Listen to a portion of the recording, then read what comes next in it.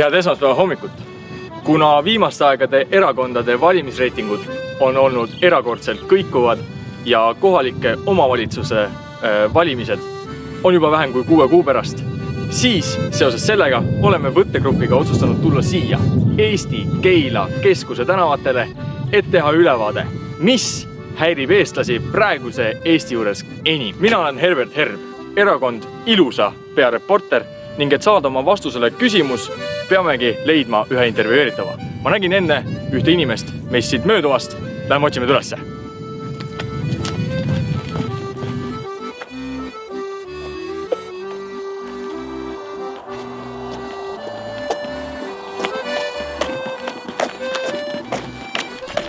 Noormees. Soovidega rääkima noormees. Ja olemegi kinni nabinud ühe Eesti kooli noore, et ennetada erinevaid vanusega seotud kohtuasju, siis küsin kiirelt üle ka, et kas olete ikka valimisealine? 16 täna sain. 16. Suurepärane. Kas olete aktiivne valija muidu? Jaa. Väga huvitav. Kas olete juba mõelnud, millise erakonna valimispostkasti teie hääl tänavu kukkuda võiks? Kindlalt Tõnu Kaur. Kas saate korrata? Tõnu Kaur. Tõnu Kaur. Et EKRE siis, jah? Jaa. Ahah. Et kas oskate ka, küsime siis noormehelt ka põhjendust?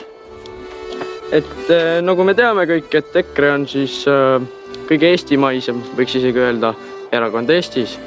Nagu ka erakond koos, nad teevad kõik selleks, et Eestis säiliks põhiseaduse alusel töötav riik. Ning ka rahval oleks võim ja kõigil oleks õigus ennast väljendada. Ahah, et ühesõnaga, et ma midagi konkreetselt siin ei kuulnud, et mis on viimaste aastate